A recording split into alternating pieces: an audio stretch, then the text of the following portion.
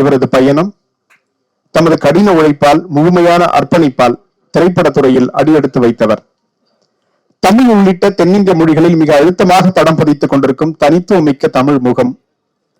மேயதமான், Kadaikutty Singam, monster, திருச்சிற்றம்பலம், 10 தல, Demonte colony உள்ளிட்ட திரைப்படங்களில் கமர்ஷியல் ஹிட் அடித்தவர். அதே நேரத்தில் தனித்துவமிக்க பாத்திரங்களால் நிலைத்து நின்றவர். குறிப்பாக தெளிந்த தமிழ் உச்சரிப்புக்குரியவர் செல்வி பிரியா பவானி சங்கர் அவர்களை உரையாற்ற அன்புடன் அழைக்கிறேன்.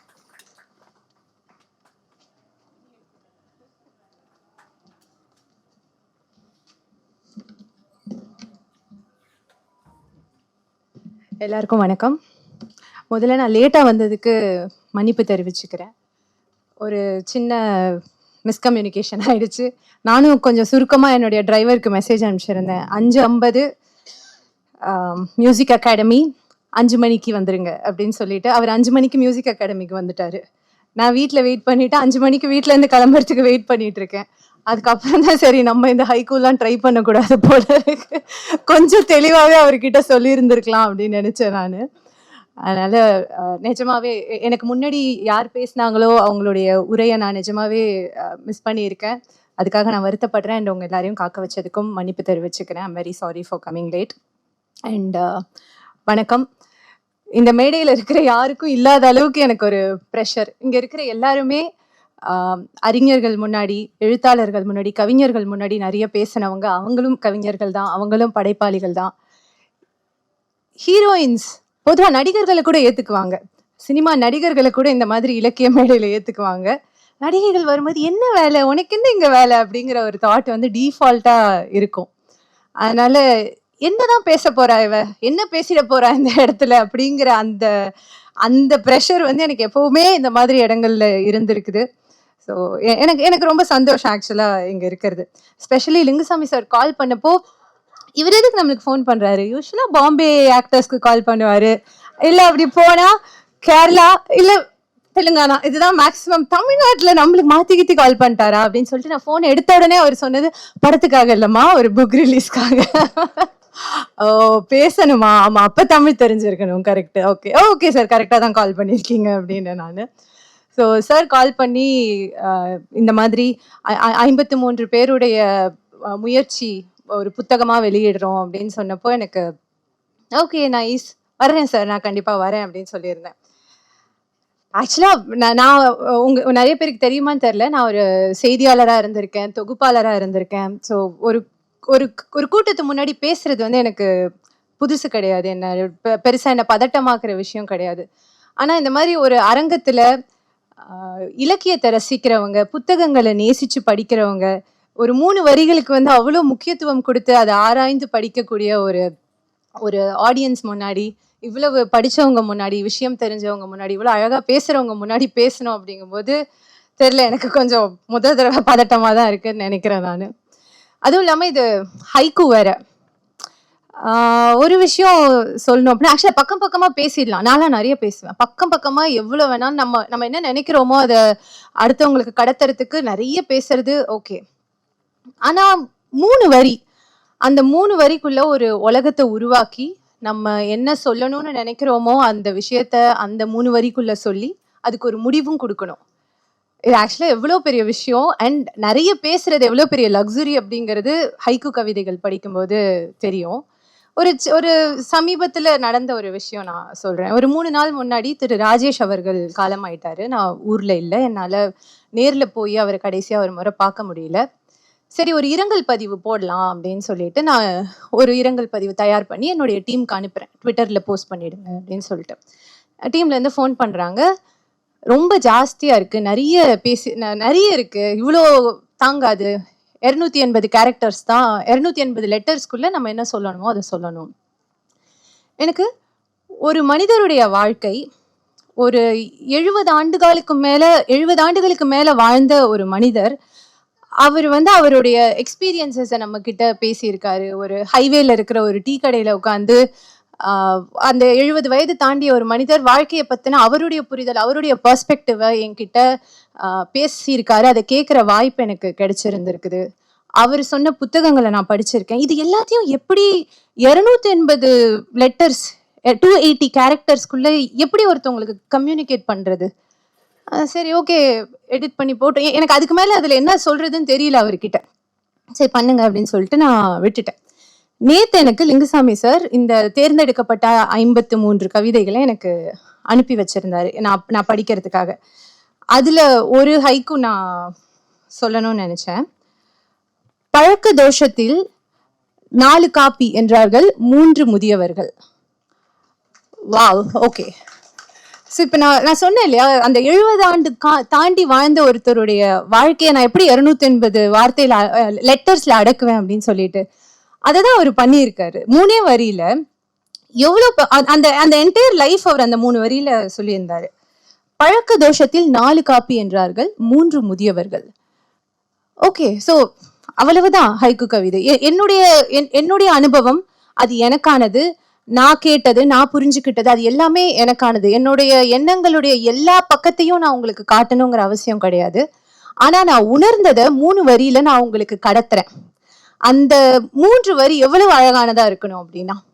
அதனால எனக்கு ஃபர்ஸ்ட் நான் படிச்சது அதுதான். அதை படிச்ச உடனே எனக்கு ஆமா இதுதான் ஹைக்கூ கவிதை இல்ல, கரெக்ட், அவர் என்ன சொல்லணும்னு நினைச்சிருக்காரோ அதை சொல்லியிருக்காரு. அந்த மாதிரி ஒரு 3 வரியுமே ஒரு சின்ன சின்ன கதையை சொல்ற மாதிரி தான் இருந்துச்சு. அதுதான் ஹைக்கூன்னு நான் நினைக்கிறேன். And I really believe that is what great writing is about. Mostly great writings are not loud, they don't shout, they just sit there silent and it ruins you beautifully. I think haiku வந்து அந்த மாதிரி நம்மள அழகா நம்ம மேல ஒரு தாக்கத்தை ஏற்படுத்துற அந்த 3 வரிகள் தான் ஹைக்கூ. ஸோ அந்த மாதிரி உங்களுடைய எண்ணங்களை, உங்களுடைய அனுபவங்களை நீங்க 3 வரியில பகிர்ந்துகிட்டதை நான் உட்கார்ந்து மற்ற உலகத்துக்கு முன்னாடி அதை படிக்கிறதுக்கு எனக்கு ஒரு வாய்ப்பு கிடைச்சதுக்கு நான் ரொம்ப சந்தோஷப்படுறேன். எனக்கு ரொம்ப ரொம்ப சந்தோஷம் அது. அண்ட் சார் கிட்ட பேசும்போது இன்னைக்கு காலையில 53 கவிதைகளையும் படிச்சு முடிச்சுட்டு, ஹைக்கூவையும் படிச்சு முடிச்சுட்டு இன்னைக்கு காலையில லிங்குசாமி சார்கிட்ட பேசிட்டு இருந்தேன். ஆனால் உங்களுடைய டாப் 3 என்ன அப்படின்னு என்கிட்ட கேட்டாரு. இந்த இலக்கியம், கவிதை, கட்டுரை, பாடல், இசை, இது எல்லாமே சப்ஜெக்டிவ்.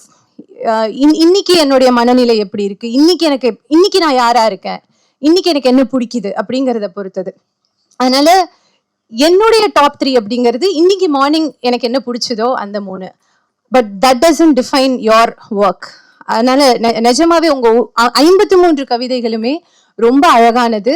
அது தேர்ந்தெடுத்தவங்களுடைய அந்த மனநிலைக்கான டாப் 3 இருந்திருக்குமே தவிர உங்களோட எல்லாமே ரொம்ப ரொம்ப ஸ்பெஷலான 3 வரிகள் தான்.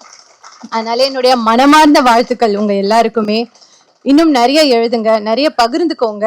எங்களை மாதிரி விரும்பி படிக்கிறவங்க, ரசிச்சு படிக்கிறவங்க நிறைய பேர் வெளியே இருக்காங்க. You good inspire someone.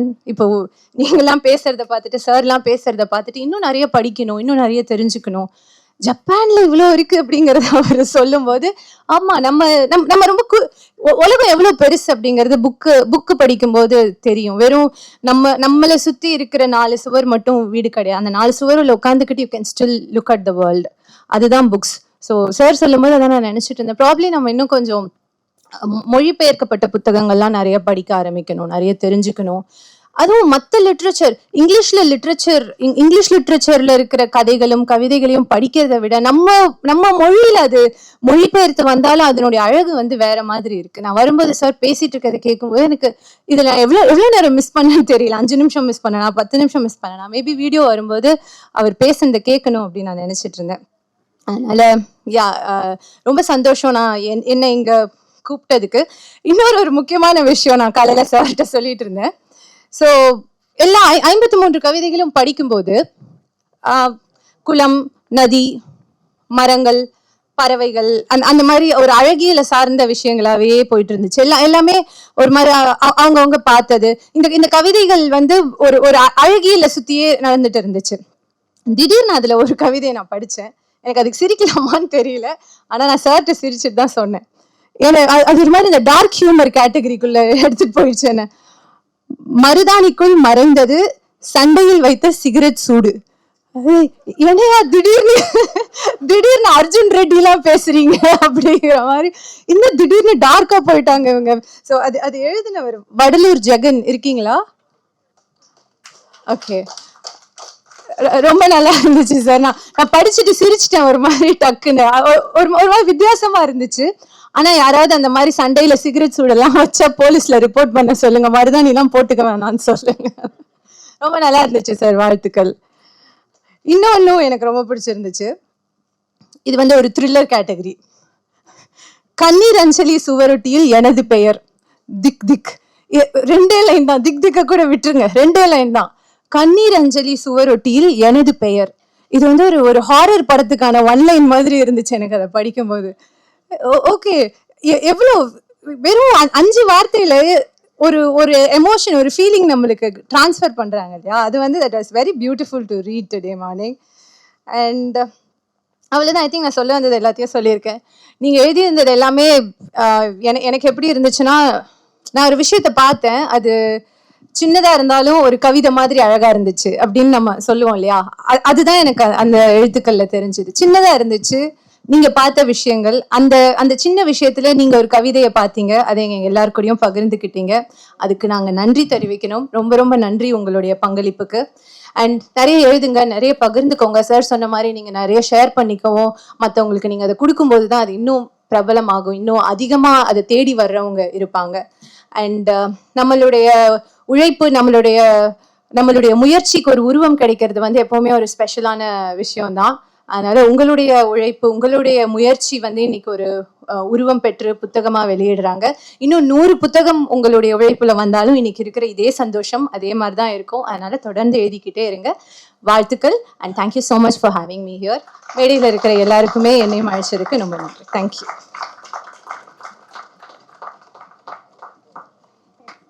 மிகச்சிறந்த உரையாற்றிய